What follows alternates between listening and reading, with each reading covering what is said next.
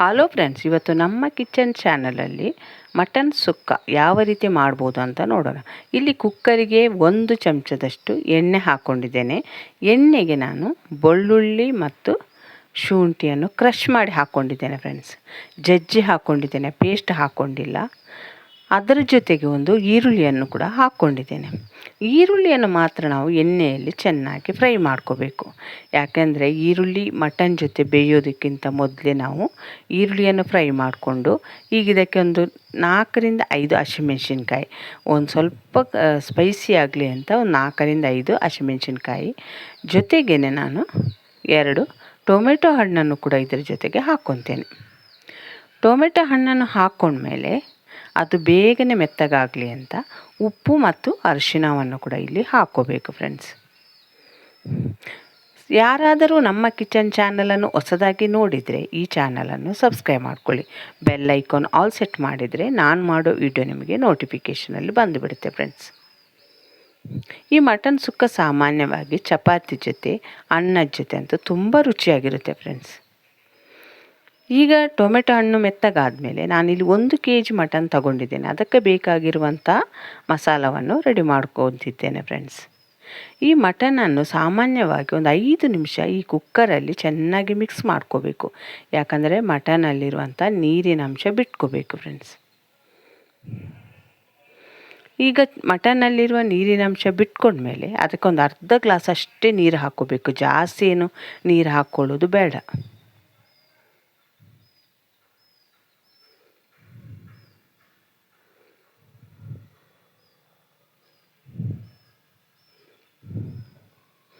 ಈ ಅರ್ಧ ಗ್ಲಾಸ್ ನೀರು ಹಾಕ್ಕೊಂಡ್ಮೇಲೆ ಒಂದು 7ರಿಂದ 8 ಸೀಟಿ ಇದನ್ನು ಕೂಗಿಸ್ಕೋಬೇಕು ಫ್ರೆಂಡ್ಸ್.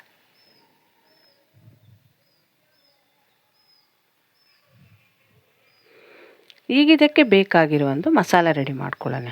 ಈ 1 kg ಮಟನಿಗೆ ಒಂದು 20 ಬ್ಯಾಡಗಿ ಮೆಣಸಿನ್ಕಾಯಿ, ಅಂದರೆ ಬ್ಯಾಡಗಿ ಮೆಣಸಿನ್ಕಾಯಿ ಭಾಳ ಖಾರ ಇಲ್ಲ ಫ್ರೆಂಡ್ಸ್, ಅದಕ್ಕೋಸ್ಕರ ನಾನು 20 ಬ್ಯಾಡಗಿ ಮೆಣಸಿನ್ಕಾಯಿನ ತಗೊಂಡು ಒಂದು ಸ್ವಲ್ಪ ಎಣ್ಣೆ ಹಾಕ್ಕೊಂಡಿದ್ದೇನೆ. ಅದರಲ್ಲಿ ಈ ಬ್ಯಾಡಗಿ ಮೆಣಸಿನ್ಕಾಯಿ ಕ್ರಿಸ್ಪಿನೆಸ್ ಬರೋವರೆಗೆ ಫ್ರೈ ಮಾಡ್ಕೋಬೇಕು. ಆಮೇಲೆ ಒಂದು 3 ಟೇಬಲ್ ಸ್ಪೂನಷ್ಟು ಅವಿಜ, ಅರ್ಧ ಟೇಬಲ್ ಸ್ಪೂನಷ್ಟು ಜೀರಿಗೆ ಹಾಕ್ಕೊಂಡಿದ್ದೇನೆ ಫ್ರೆಂಡ್ಸ್. ಈಗ ಬಡೆಸೊಪ್ಪು, ಒಂದು ಅರ್ಧ ಚಮಚ ಕಾಳುಮೆಣಸು, 1 ಚಕ್ಕೆ, 2 ಲವಂಗ, 1 ಏಲಕ್ಕಿ, 1 ಮರಾಠಿ ಮೊಗ್ಗು ಎಲ್ಲವನ್ನು ಹಾಕ್ಕೊಂಡು ಅದ್ರ ಜೊತೆ ಫ್ರೈ ಮಾಡ್ಕೊತಿದ್ದೇನೆ. ಈ ಮಸಾಲವನ್ನು ಹುರಿಬೇಕಂದ್ರೆ ಗ್ಯಾಸನ್ನು ಸಣ್ಣ ಉರಿಯಲ್ಲಿಟ್ಟು ಈ ಮಸಾಲವನ್ನು ಹುರಿಬೇಕು ಫ್ರೆಂಡ್ಸ್. ಇದೊಂದು ಸ್ವಲ್ಪ ಘಮ ಬರುವವರೆಗೆ ಫ್ರೈ ಮಾಡ್ಕೋಬೇಕು.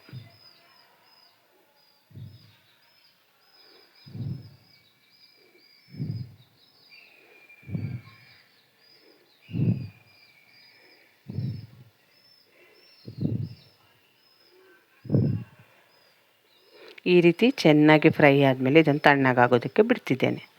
ಈಗ ಒಂದು ಬಾಣಲೆಗೆ ಅರ್ಧ ಚಮಚ ಎಣ್ಣೆ ಹಾಕ್ಕೊಂಡು 1 ಈರುಳ್ಳಿ ಮತ್ತು 1 ಬೆಳ್ಳುಳ್ಳಿ, ಒಂದು ಸ್ವಲ್ಪ ಕರಿಬೇವನ್ನು ಹಾಕ್ಕೊಂಡು ಫ್ರೈ ಮಾಡ್ಕೊಳ್ಳೋಣ ಫ್ರೆಂಡ್ಸ್. ಇದನ್ನು ಚೆನ್ನಾಗಿ ಫ್ರೈ ಆದಮೇಲೆ ಇದನ್ನೊಂದು ಸ್ವಲ್ಪ ನೀರು ಹಾಕಿ ಪೇಸ್ಟ್ ಮಾಡ್ಕೋಬೇಕು. ಅದಕ್ಕೋಸ್ಕರ ಬೆಳ್ಳುಳ್ಳಿ ಈರುಳ್ಳಿಯನ್ನು ಸಪ್ರೇಟಾಗಿ ನಾನು ಹುರಿತಿದ್ದೇನೆ ಫ್ರೆಂಡ್ಸ್. ನಾವು ಆವಾಗಲೇ ಹುರಿದಿರುವಂಥ ಬ್ಯಾಡಗಿ ಮೆಣಸಿನ್ಕಾಯನ್ನು ಪೌಡ್ರ್ ಮಾಡ್ಕೋಬೇಕು. ಇದನ್ನು ಪೇಸ್ಟ್ ಮಾಡ್ಕೋಬೇಕು ಫ್ರೆಂಡ್ಸ್. ಈ ವಿಡಿಯೋ ಏನಾದರೂ ನಿಮಗಿಷ್ಟ ಆದರೆ ಲೈಕ್ ಮಾಡಿ, ಶೇರ್ ಮಾಡಿ, ಆದಷ್ಟು ನಮ್ಮ ಚಾನಲನ್ನು ಸಪೋರ್ಟ್ ಮಾಡಿ ಫ್ರೆಂಡ್ಸ್.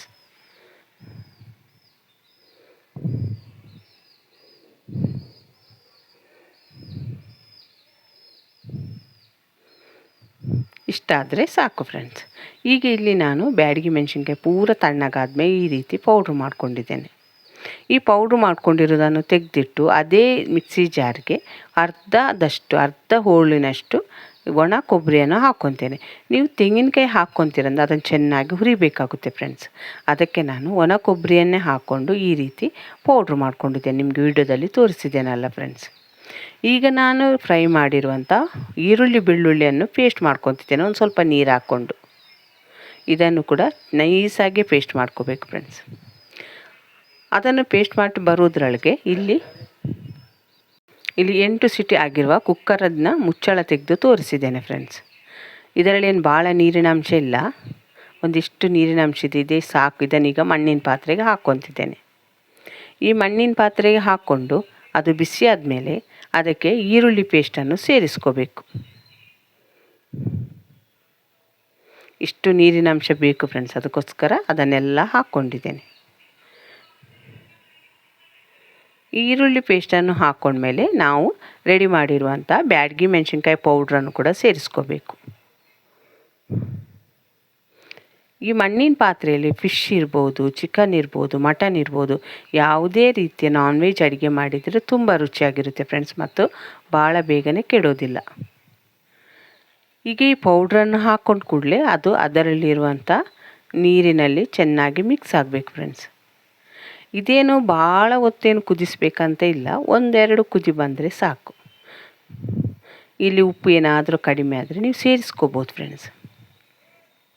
ಇಷ್ಟೇ ಬೇಕಂದ್ರೂ ನೀವು ಮಟನ್ ಗ್ರೇವಿನ ಮಾಡ್ಕೋಬೋದು, ಆದರೆ ನಾನು ಮಾತ್ರ ಮಟನ್ ಸುಕ್ಕ ಮಾಡೋದರಿಂದ ಇದಕ್ಕೆ ಒಣ ಕೊಬ್ಬರಿಯನ್ನು ಸೇರಿಸ್ಕೊತೇನೆ ಫ್ರೆಂಡ್ಸ್. ಎಣ್ಣೆ ಬಿಟ್ಕೊಂಡು ಯಾವ ರೀತಿ ಮಟನ್ ಚೆನ್ನಾಗಿ ಕುದೀತಿದೆ ಅಂತ ನೀವು ವಿಡಿಯೋದಲ್ಲಿ ನೋಡ್ತಿದ್ದೀರಲ್ಲ ಫ್ರೆಂಡ್ಸ್. ಮತ್ತು ಮಟನ್ನಲ್ಲಿರೂ ಕೂಡ ಉಪ್ಪಿನಂಶ ಇರುವುದರಿಂದ ಭಾಳ ಉಪ್ಪನ್ನು ಇವಾಗಲೇ ಸೇರಿಸ್ಕೋಬಾರ್ದು ಫ್ರೆಂಡ್ಸ್.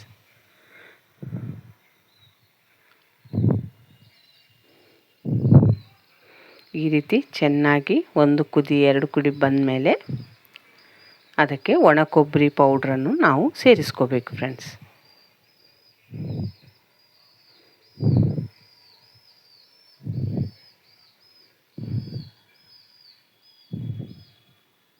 ಒಣ ಕೊಬ್ಬರಿಯನ್ನು ಸೇರಿಸ್ಕೊಂಡ್ಮೇಲೆ ಚೆನ್ನಾಗಿ ಮಿಕ್ಸ್ ಮಾಡ್ಕೋಬೇಕು.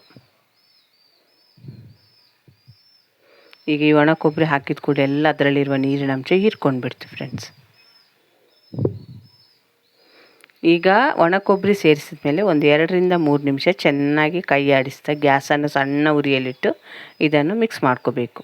ಈಗ ಮೇಲೆ ನೀವು ಸ್ವಲ್ಪ ಕೊತ್ತಂಬರಿ ಸೊಪ್ಪನ್ನು ಕೂಡ ಹಾಕ್ಕೊಂಡು ಈಗ ಚೆನ್ನಾಗಿ ಮಿಕ್ಸ್ ಮಾಡ್ಕೊತಿದ್ದೇನೆ ಫ್ರೆಂಡ್ಸ್. ಅಂದರೆ ಒಣ ಕೊಬ್ಬರಿ ಒಂದು ಸ್ವಲ್ಪ ಬೇಯಲಿ ಅಂತ ಈ ರೀತಿ ಮಿಕ್ಸ್ ಮಾಡ್ಕೋಬೇಕು ಫ್ರೆಂಡ್ಸ್. ನೋಡಿದಿರಲ್ಲ ಫ್ರೆಂಡ್ಸ್, ಎಷ್ಟು ಈಸಿಯಾಗಿ ನಾನು ಮಟನ್ ಸುಕ್ಕ ಮಾಡಿ ತೋರಿಸಿದೆ ಅಂತ.